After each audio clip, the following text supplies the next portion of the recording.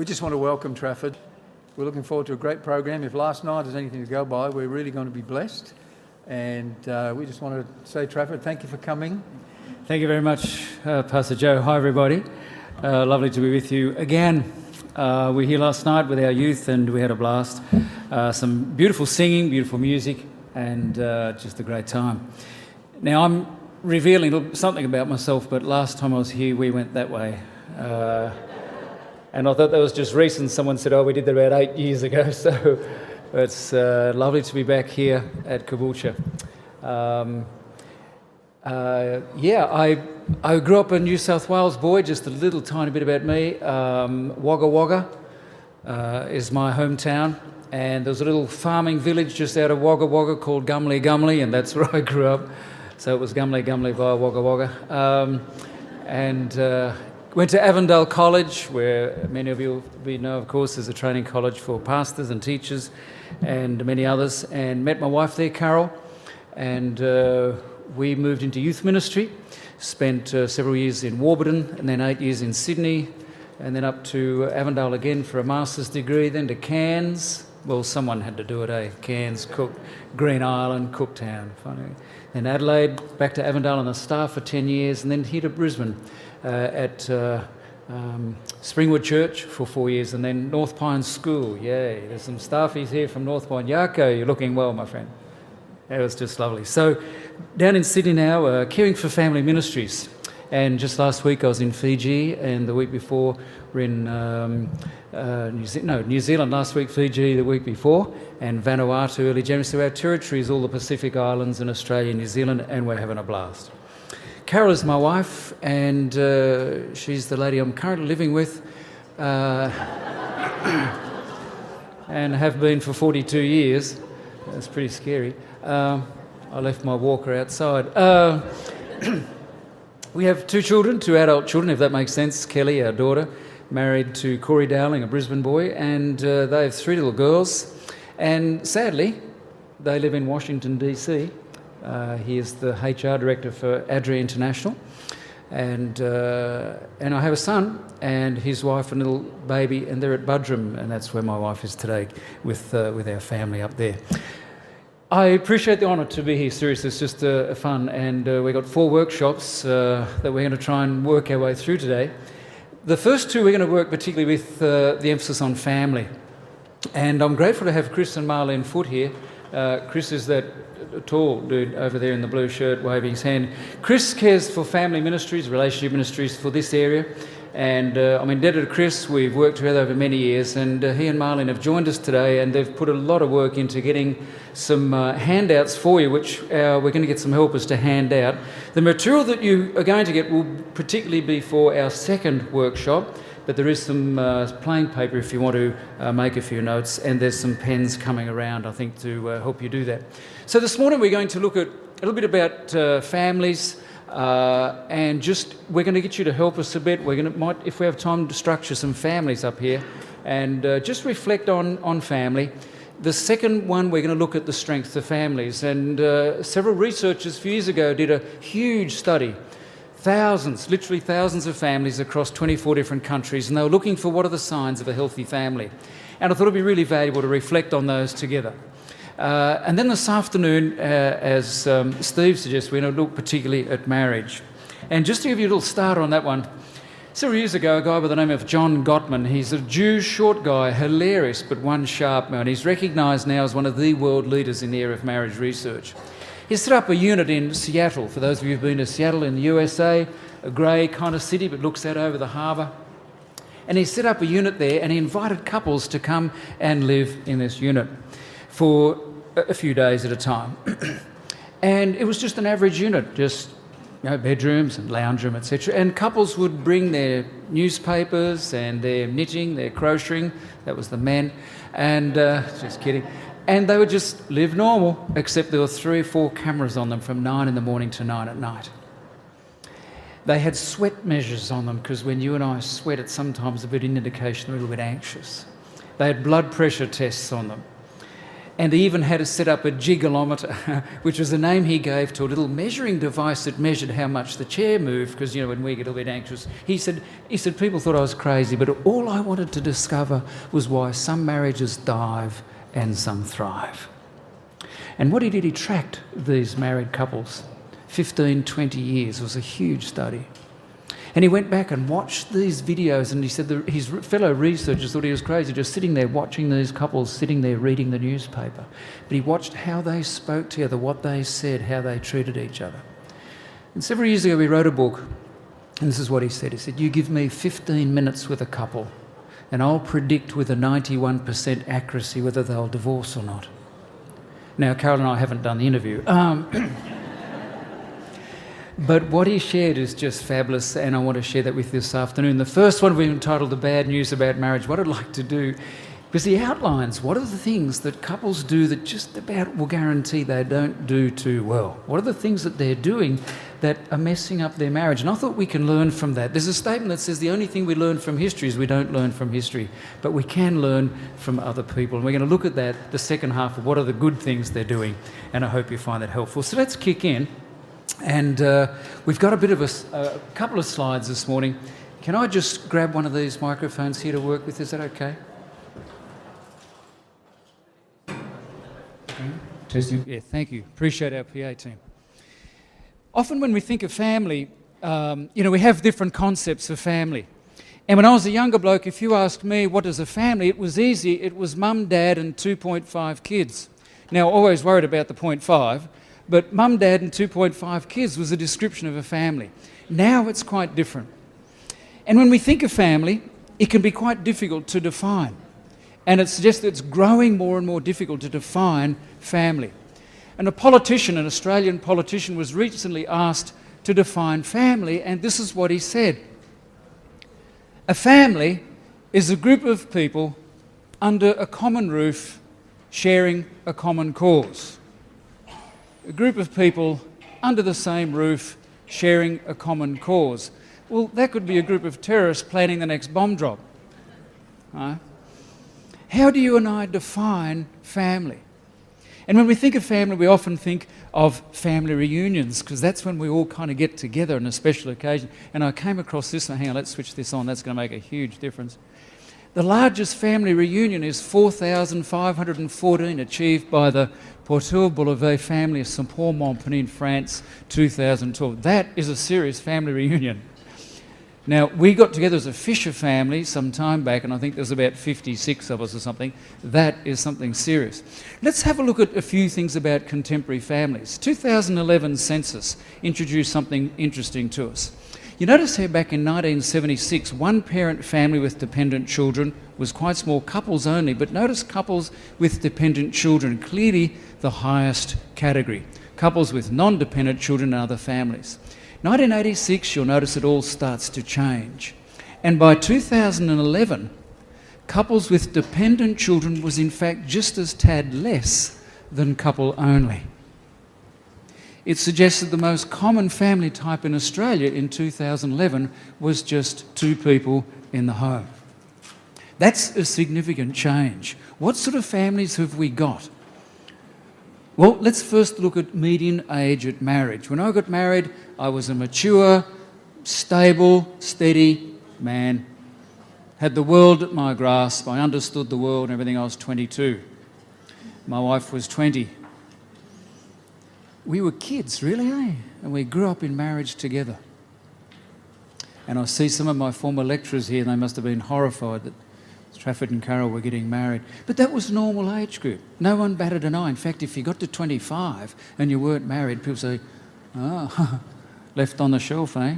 You know, being 25 and not married wasn't good at all. Now, notice the average age for men, it's about 29, 30, and for ladies 28, 29. So a significant shift. And that means kids are living home a lot longer. Many years ago it was the empty nest syndrome. Now it's the never empty nest syndrome. And I saw an article just recently, how to kick your son and daughter out of home by the age of 20. Yeah, because they're kind of hanging around. Cohabitation wasn't the thing when I was a young man. Now, in 2011, 78% of marriages were preceded by cohabitation. So living together is kind of just the norm. What we can say from research is that living together as a test for marriage simply doesn't work. So if you have some young people say, we're going to live together just to see if we're compatible, whatever that means, we can show it doesn't work. Research. Okay? It's not a good test for marriage. This little one illustrates some things that are happening in our society. A lady's introducing our family. This is our daughter, my son from my first marriage, John's daughter from his first marriage, and I've got no idea who the one on the end is. Then I saw this one. Your kids and my kids are picking on our kids. We talk about blended families, right? Families coming together and rebuilding after a separation or divorce, and it's just exciting to see families coming together. You might not have heard of this title, Lat Couples. Lat Couples. It stands for living apart together. These are families where it describes couples who have an intimate relationship but live at separate addresses. So John might live at Caboolture here, and Mary might live at Ipswich. They're married, and they'll meet up and share marriage life, and then they go back and live separately. Or one might live in Wagga Wagga, and one might live in Canberra or Brisbane or something. Okay? Kind of emerged out of Sweden, Denmark area, but growing more and more common. Then we have same-sex couple families, and we know that Australia is continuing to work through that issue. It raises lots of different reflections. 2011, there were 33,700 same-sex couple households in Australia. Interesting enough, more guys than girls. 52% males and 48% females. Grandparent families. Any of you a grandparent family? There we go. Grandparents who care for the kids. Couple families with grandchildren under 15 years old were the most commonly represented, followed by single grandparents with grandchildren. And sometimes the parents of the children may be in jail or have some mental health issues, and grandparents will care for the families. And just yesterday, caught up with a friend of mine from Western Australia, and he described himself as a grandparent father. He cared for his daughter's children very much during the week while she was working through some issues, so it happens. All right, then we've got some families with fuzzy boundaries. You might think, that's where I am. What do we mean by families with fuzzy boundaries? Here they are. Couples living apart together, they come under that category. This is census. Teens living with separated parents. Teens living with separated parents. And the other one, of course, are homeless kids, and they come under the category of families with fuzzy boundaries. All right, can we rightfully include these types of families in our definition of family?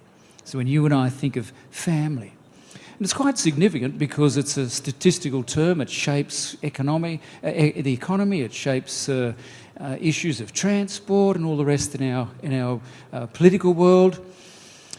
In the social science area, trying to define what it is and set up strategies for the future. So you and I are compelled sometimes to think around family. There's an interesting text in Scripture that you may not be familiar with for those who are familiar with the Christian Bible.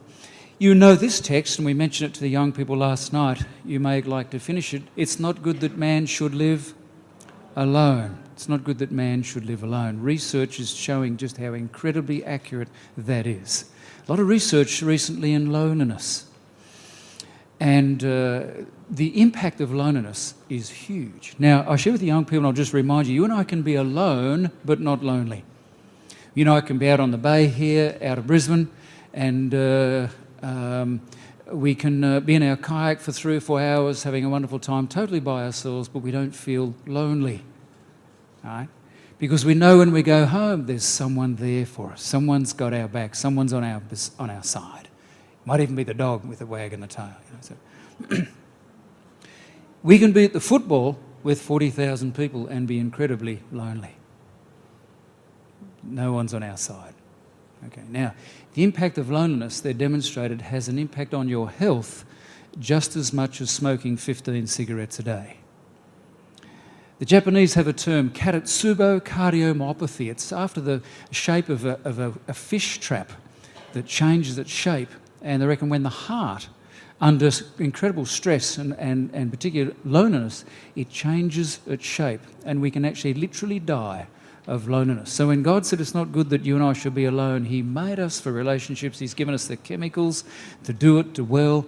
And here's a text in Psalms that says God places the lonely in families. God places the lonely in families, and I'm convinced that family is a place where we deal with connections, we deal with relationships in a powerful way. And it's not good that you and I be alone. Sad thing for some people, the loneliest place is their family. So let's talk a little bit about a couple of different things about families now, and there might be a slide or two. We won't worry too much if there isn't. Okay, this one isn't coping with... There it is. This is a statement, Diane Garland. She says, defining family is more than an academic exercise. It has significance both for families and for the society and culture in which those families are embedded. Indeed, defining family does create family. It not only names reality, it shapes it. If we believe a family relationship exists, then it does. Believing you are my brother leads to actions quite different on my part than believing you are a potential sexual partner or employer or a friend. Just reminds us that when we speak about family, it is important. There's two ways to understand family this morning. One is structural family. And when we talk about structural family, we're talking about the family tree. Who's on your family tree? And as a pastor, I travel around different churches, and people say, now, there was a Howard Fischer, is that your, and I say, no, that's not my relative, and because my spelling is Fischer. I only found out recently that after the war, because that's the German spelling, of course. My wife and I went back to Germany 2 years ago and tracked down a little village where my grandfather left to migrate to Australia. And just now I can't think of the name of it. But it was a cute little village, just a lovely little village. But I understand there are a lot of Fischers with my spelling who took the C out so that they wouldn't know it was German. For their safety, so I could have lots of relatives spelled Fischer, so that would be quite a thing to track them down. But if you and I do a family tree, who's connected to who? We're looking at our family structurally, right? So Carol and I could do our family tree. So she was a Bond.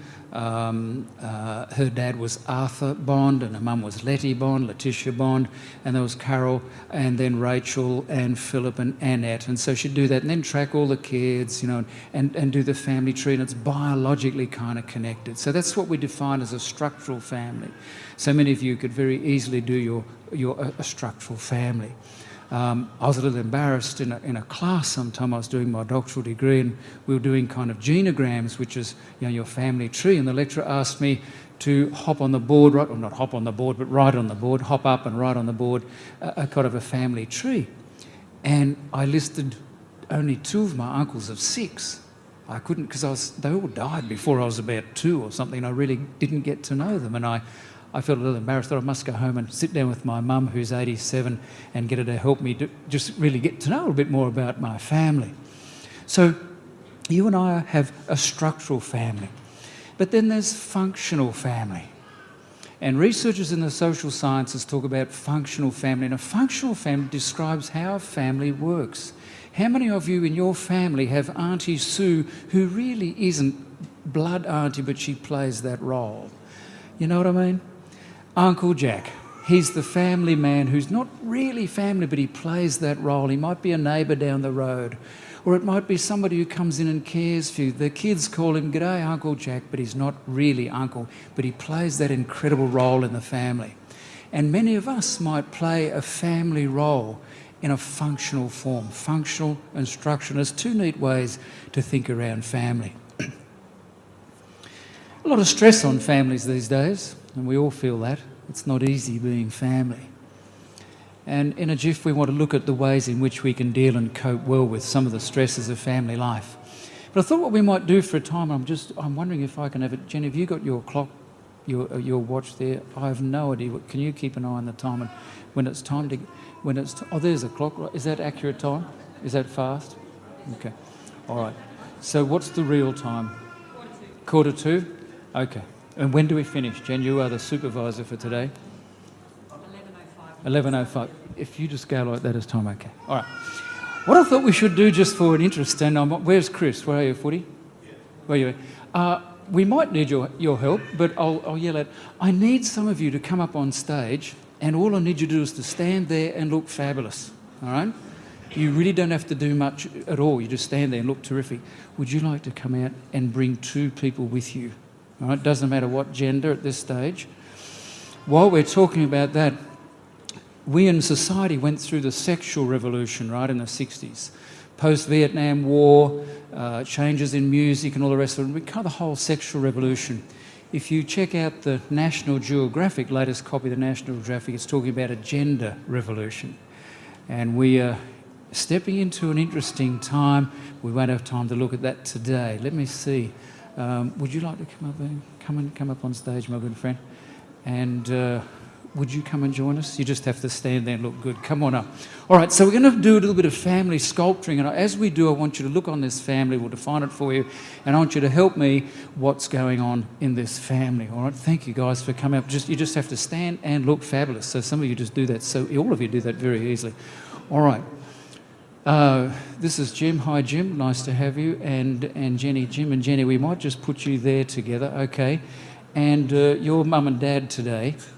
And Helen, you are 18, and I want you to come over here. Okay, and stand fairly close to that set. We might just separate you at just a smidge.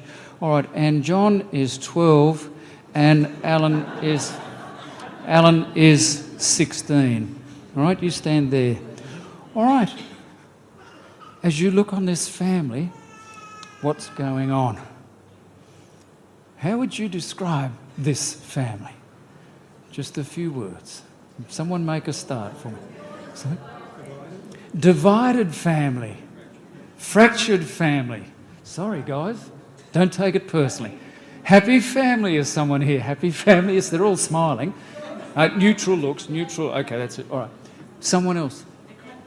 Eclectic family. Horrors, we get some descriptive words of this family. It's wonderful. All right.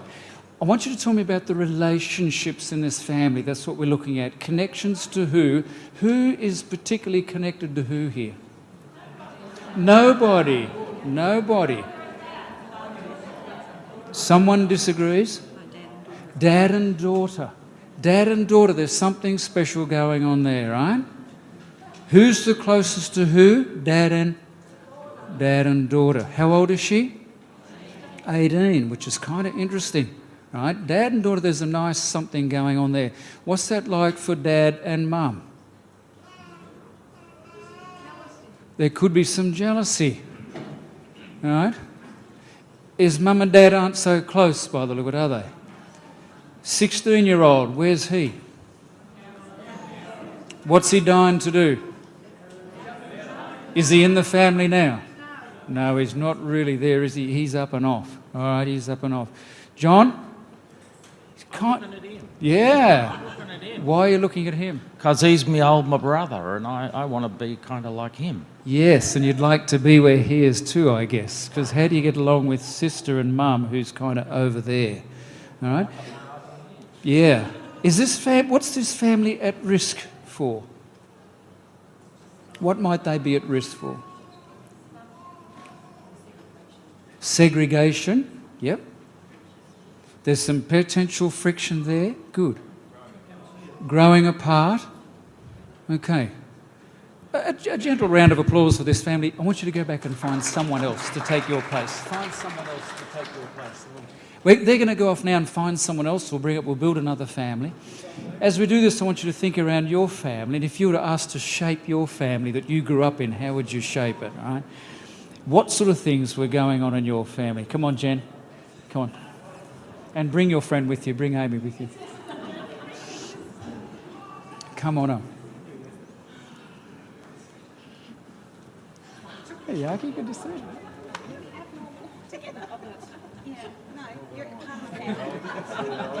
How old do you want to be, Yaks? 4.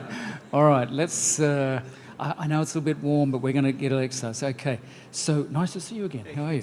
All right, my friend from Romania. All right, I want you all to just come in fairly close. Just come in close. That's it. That's it. That's it. And come round a bit. All right. So we've got dad and mum and 18 and 16 and 14 and so just come a little bit more. Okay. That's it. All right. All right. I want you to describe this family. What's going on?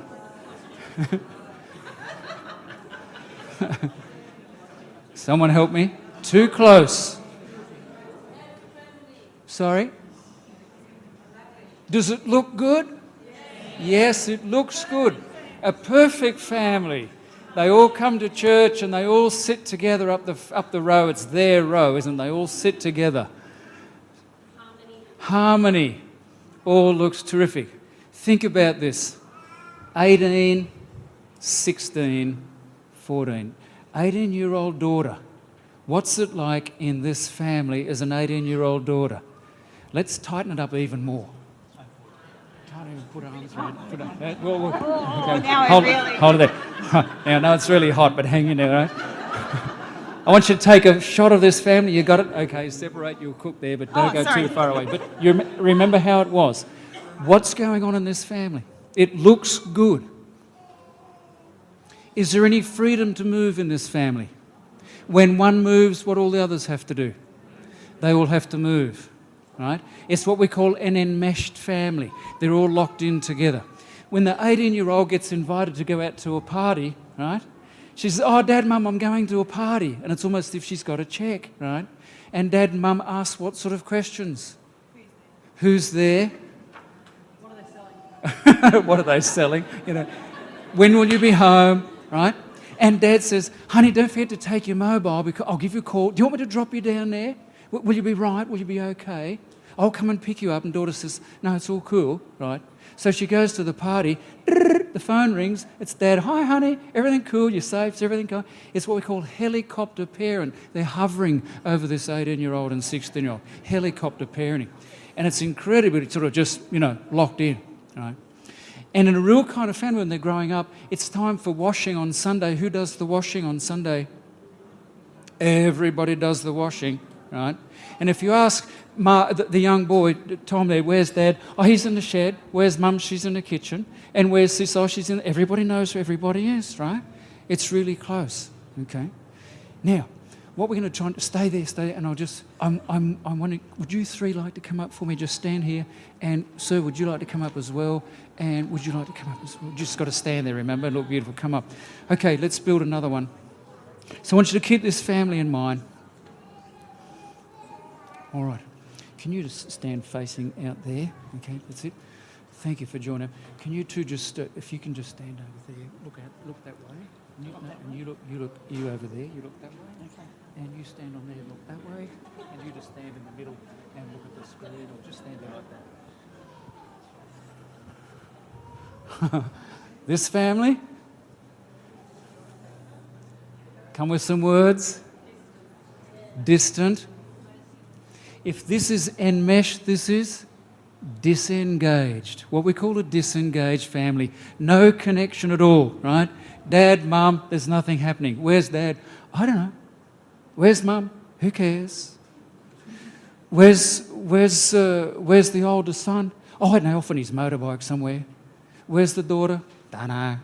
Right? There's nothing happening. There's no connections. All right.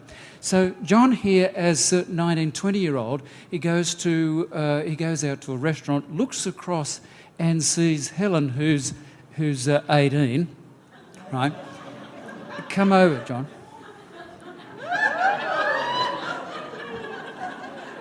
Okay. Do you take this woman to... No. So there we go. Okay. So they meet up at the restaurant and they start chatting, right? And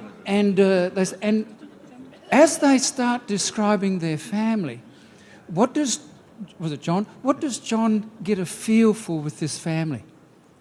He's just noticed the phone call from Dad, checking how things are going. They're at the party.